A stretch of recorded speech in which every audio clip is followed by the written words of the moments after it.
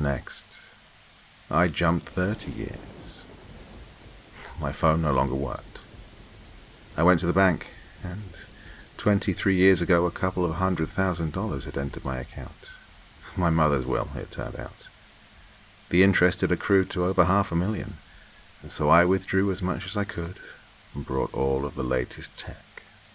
The newest things were holographic lenses that project everything over your vision, from news stories and weather to people's moods and social network profiles. They had all manner of uses. The war in Syria had ended. The government had taken control and militants were extremely rare.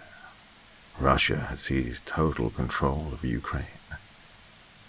Things were easy then. Cars were quiet, electric, and they drove themselves. Drones delivered things. People worked fewer hours and seemed, for the most part, to be happy.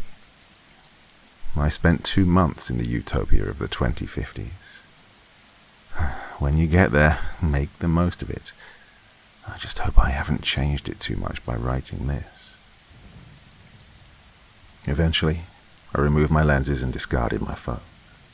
Then jumped another 30 years. People I'd left as babies on my first time jump were now older than me.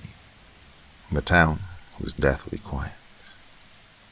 I wandered through a street paved with ransacked shops, burned vehicles, and broken windows. I shouted for someone, for anyone, but no one came. After a while, a beaten-up electric van drove up the street. The silver paint was scratched and the walls were dented, but it was still moving. A red light on the top of the bus pinged to green, and it came to a halt by an old bus stop. Without really thinking, I ran to the van and hopped in. With no driver, the whole of the inside of the shuttle was made for passengers, so I sat at the front. The door shuffled shut awkwardly, and then the van began its journey out of the town, stopping at a few more empty bus stops along the way. A voice on the bus was repeating itself. "Emergency shelter bus. Please keep hold of all your belongings and make way for other passengers." They eventually arrived, alone, at a massive metal wall built into the side of a hill I now know was near Woodstock. The van put itself on charge as I walked up to a door built into the bottom corner of the wall and pressed my finger against a button beneath the screen.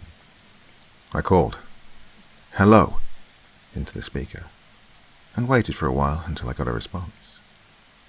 I later found out that they'd stopped monitoring the outside of the shelter years before I arrived, so it took some scrambling to get someone to the microphone on the inside.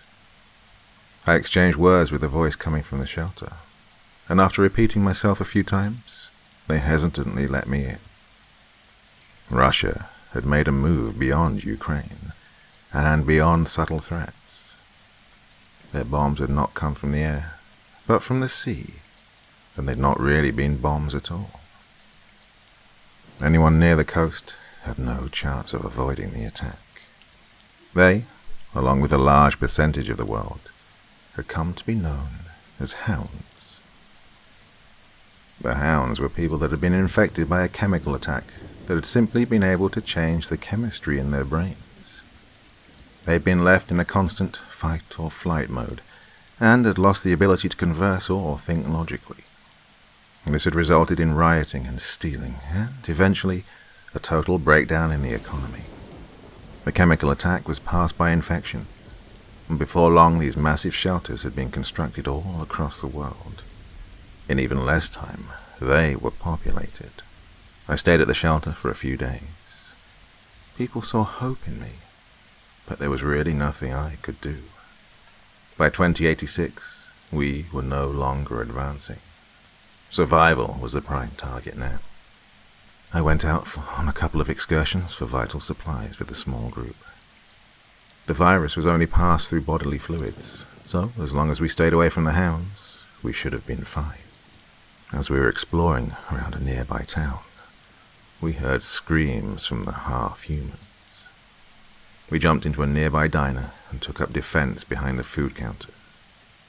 We were silent, but they found us anyway. From all around us, the hounds appeared from street corners and roofs. I heard heavy footsteps above my head. Men, women, and children came for us.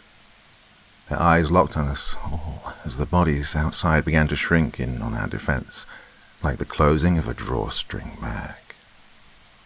They carried weapons. It was mostly just scavenged weaponry, metal poles and bats and hammers.